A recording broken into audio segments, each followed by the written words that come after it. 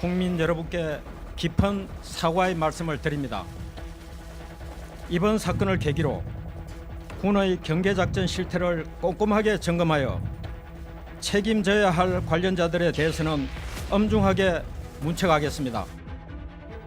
네, 정경두 국방부 장관이 대국민 사과 성명을 내놨습니다. 북한 소형 목선 사건 경계 실패에 대해서 국민에게 깊은 사과를 드린다고 밝혔습니다. 정 장관은 또 철저한 조사를 하겠다고도 말했습니다. 여러 의문에 대해서는 한 점 의혹이 없도록 국민들께 소상하게 설명드리도록 하겠습니다. 사건 처리 과정에서 허위 보고나 은폐 행위가 있었다면 철저히 조사하여 법과 규정에 따라 엄정하게 조치하겠습니다.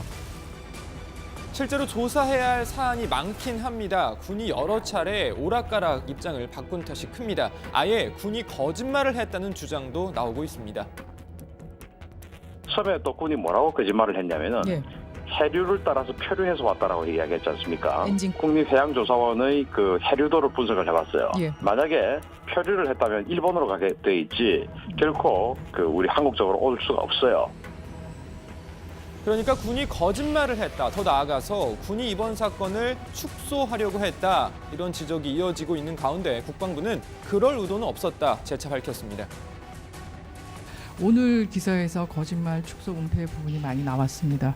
저희가 그런 인식을 드리게 된 부분에 대해서는 저희의 불찰이었음을 충분히 사과드리고 저희의 진위는 그것이 아니었다라는 것을 다시 한번 말씀드리겠습니다. 정경두 장관의 대국민 사과 성명 발표와 함께 국방부는 오늘 합동조사단을 구성해 관련 의혹을 규명하는 작업에 본격 착수했습니다.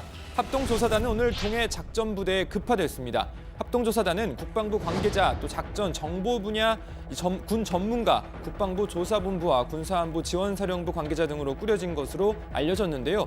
합참을 비롯해서 육군 23사단, 해군 1함대 등 이번 사건 관련 부대와 기관을 대상으로 일주일 정도 조사를 진행할 예정입니다. 자세한 내용은 들어가서 더 이야기해보고요. 자, 그리고 정치권에서도 어제에 이어 지적이 계속되고 있습니다. 여당에서도 어떠한 변명의 여지도 없다면서 군의 부실 대응을 질타했습니다. 해상 경계 작전에 큰 허점이 드러난 사건입니다. 군 당국은 중앙 합동 조사에서 세밀히 조사하고 철저히 그 진상을 밝혀내서 국민 앞에 소상히 보고하시길 바랍니다. 첫째도 안보, 둘째도 안보, 셋째도 안보입니다. 군에는 작전에 실패하더라도 용서받을 수 있으나 경계에 실패하면 용서받을 수 없다라는 말이 있습니다. 이번 북어선 사건은 경계작전의 실패라고 해도 변명의 여지가 없을 것입니다.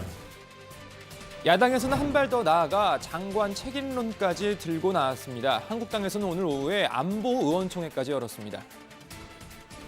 정부는 이번 사건의 경위를 철저히 조사하고 정경두 국방부 장관을 비롯한 관계자 전원에게 엄중한 책임을 물어야 합니다.